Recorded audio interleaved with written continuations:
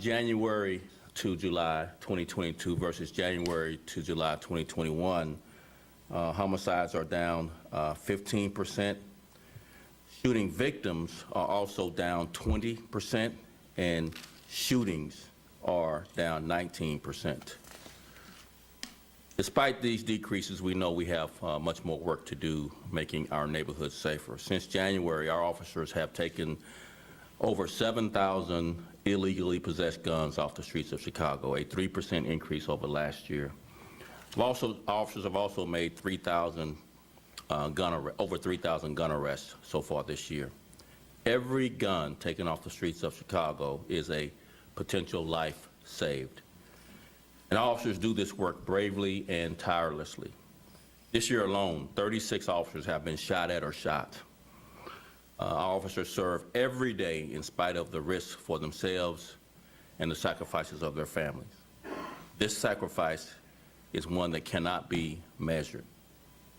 Just over this past weekend, despite the obvious challenges of pervasive gun violence, there was a decrease in shootings and homicides compared to the same time period, the same weekend last year.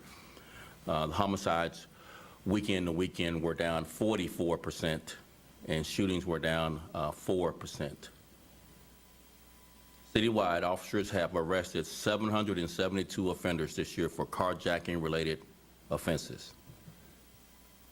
Now to the collaboration with our partners here today.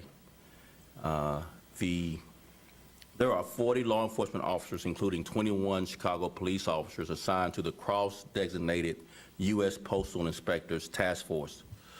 That task force has resulted in a number of local drug trafficking organizations being taken down, as well as being prosecuted by the Cook County State's Attorney's Office. This specialized partnership with the Inspection Service began in February of 2021 as an initiative out of HIDA, the High Intensity Drug Trafficking Area Program. Since its inception, the Postal interdiction team has intercepted 74 deliveries, recovered 42 firearms, and seized more than $2.4 million in illegal drugs. Partnerships like these are making our city safer. And with that, I'll turn it over to Bill, and then Bill will turn it over to Nick for some comments, and I'll come back at the end for a few questions. Bill. Thank you, Superintendent Brown, for having us today. We really appreciate the collaboration. Good morning, ladies and gentlemen. My name is Bill Hedrick with the U.S. Postal Inspection Service. I'm the inspector in charge for our Chicago division. And as Superintendent Brown mentioned earlier, we have established a collaboration with the Chicago Police Department and our other federal, state, and local partners to create a task force to help combat illegal drugs that are coming into our communities through either the mail or other parcels, package delivery entities, and including other dangerous items, including weapons, as the superintendent mentioned.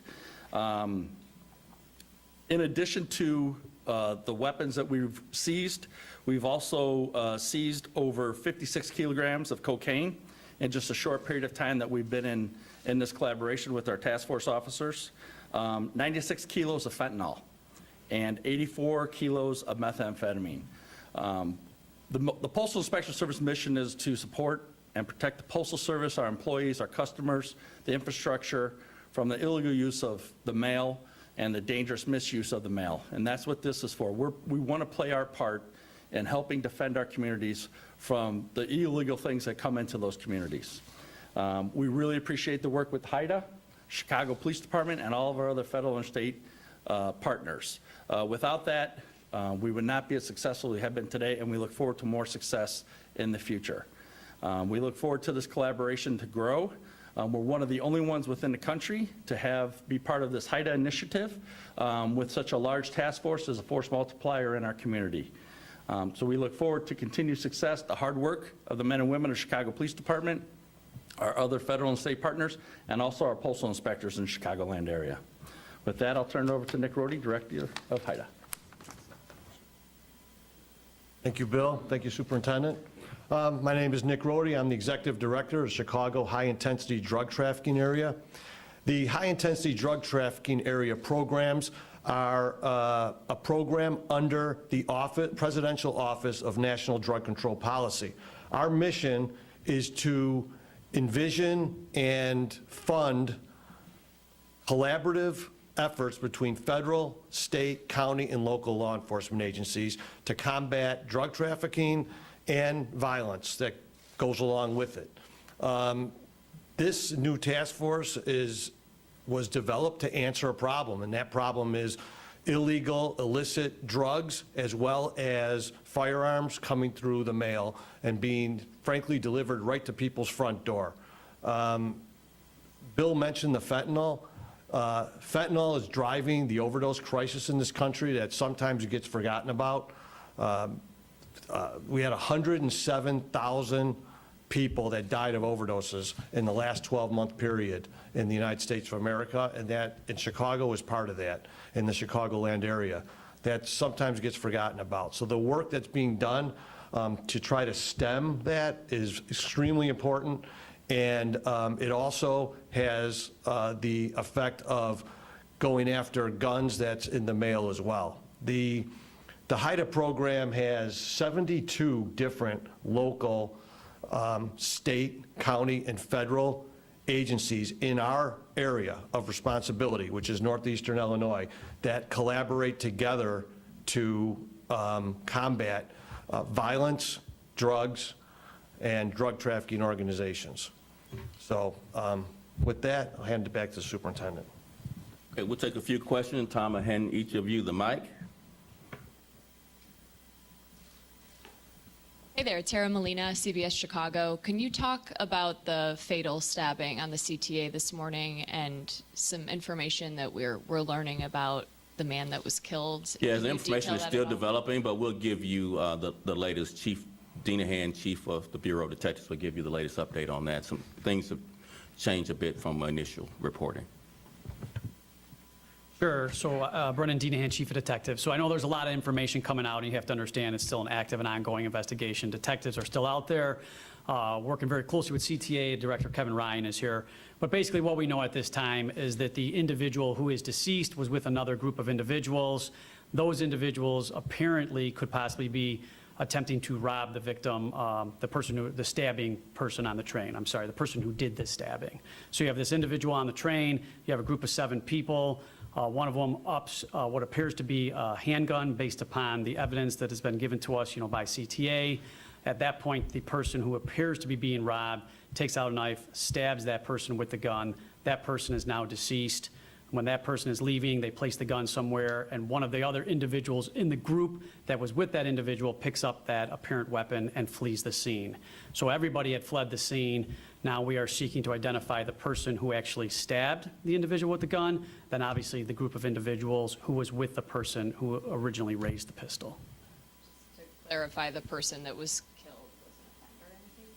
Well, that's ongoing and active now. We haven't talked to anybody yet. All we really have is the information that we're looking at from video. What it appears to be, that's why I say this, it could change again. What it appears to be, yes, but the person who is deceased appears to be armed with a firearm and attempting to either a disturbance or possible robbery of the person who then stabs him. Does that make sense? Got it. Yeah. Can you or possibly Kevin speak to continued concerns on the red line specifically about safety and security on the CTA? And is there any update on those unarmed security guards? We've asked a number of times about if deployment is changing in coordination with CPD in light of this recent violence. Sure. Yes, to answer your last question first, yes, the deployments change on a daily basis. I speak on a daily basis with Commander Byrd from the Public Transportation Section, and I play off of his deployments. Yes, we're continuing to build up in numbers. Don't forget getting people to take a lot of the jobs. Security industry faces the same challenges everybody else faces, trying to get jobs filled. We have taken a big leap up, and we're continuing to get larger numbers, especially from the 5 o'clock to overnight hours. We're getting larger and larger numbers. Did that answer your question? Yeah, can you speak specifically, and Tom, I don't know, to the red line and concerns on the red line right now? Red line's the biggest line, and has the most activity, so we concentrate on it. I don't want to lay out our whole deployment plan, but we don't ignore the blue line. We have personnel on the blue line as well, but we have strategically placed personnel at stations to be kind of a force multiplier to the police officers that are out there already. And I'll just add just a little bit to that as far as Chicago police officers.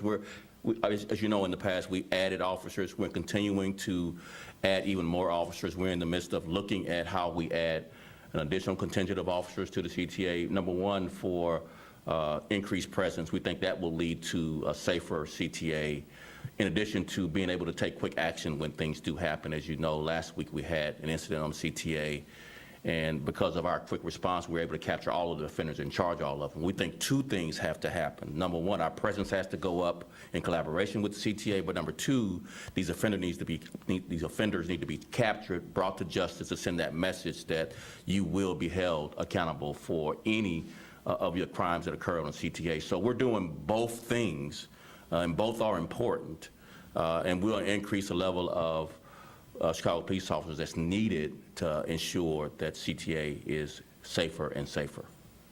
Trey Ward, ABC7. Kevin, could you speak to maybe the concerns from actual employees as well, who spoke to me this morning?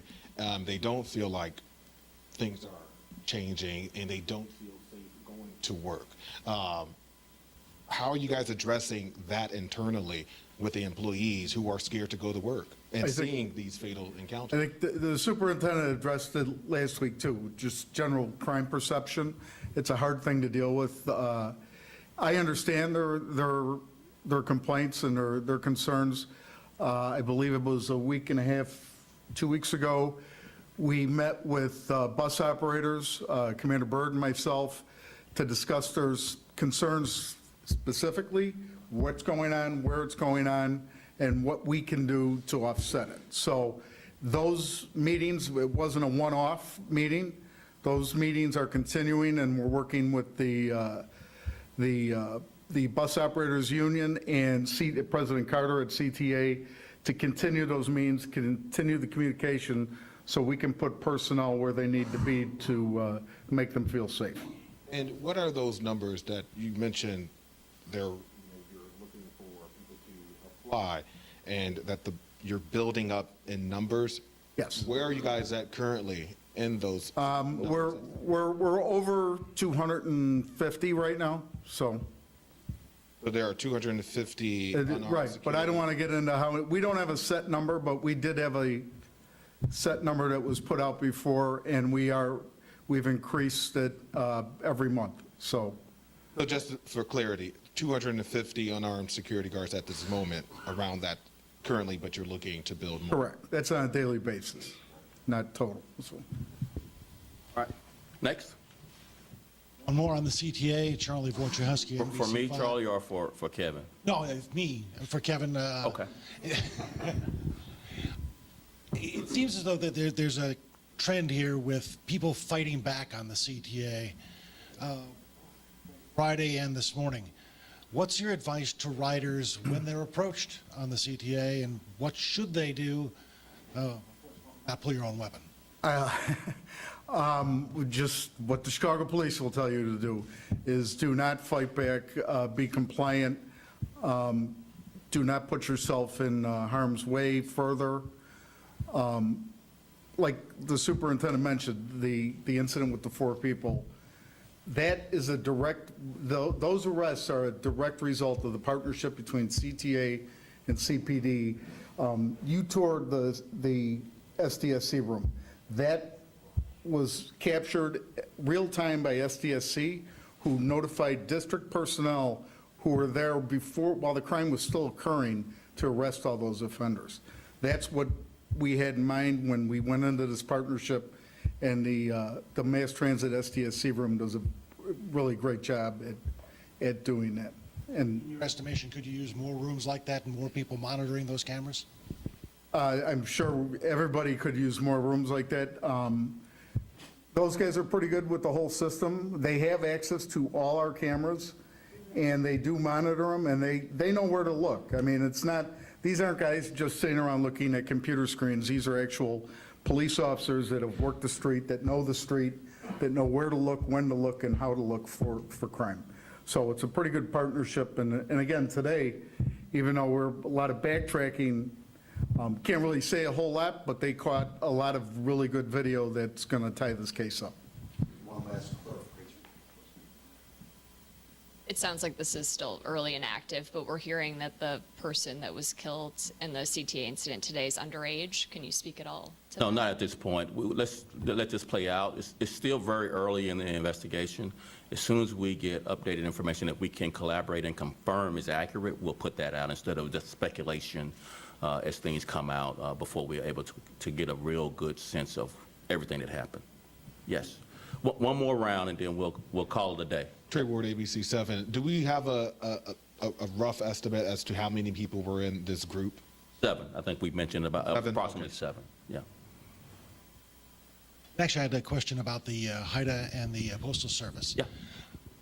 Are the trends increasing? Are people taking more of these transactions and doing them through the mail? And is that a growing problem? See. The Postal Service has one of the largest infrastructure networks for delivering of packages. I don't know if it's been a trend that's upward, but it's been a trend that we are focusing additional resources on with Chicago PD. Last year, the Postal Service delivered 21 billion packages. So we're doing our best. We're leveraging resources as far as personnel, technology, to do the best we can to identify those packages that may be in the postal system illegally and pull them out and put them in the judicial process. Is this a growing concern for you?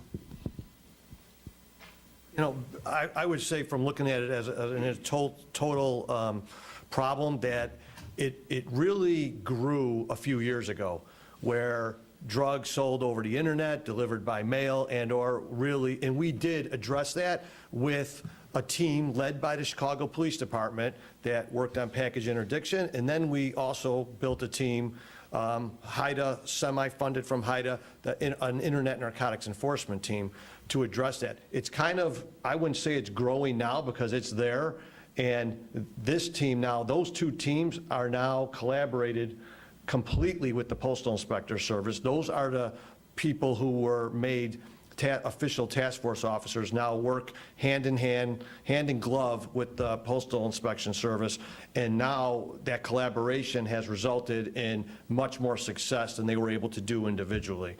More access, more resources, et cetera. So we're seeing more seizures because of the collaboration, but I think it's kind of leveled off. It's still a big problem. I mean, and fentanyl is still coming in from foreign countries for the most part, pretty much exclusively, and it's a big problem. Fentanyl is driving the overdose crisis in this country, so, and there's a lot of people are dying, so, and there's basically about, for every person that dies, there's about 14 or so that overdose, and if it wasn't for Narcan and things like that, we'd be seeing even more deaths. Thank you all so much. Appreciate it.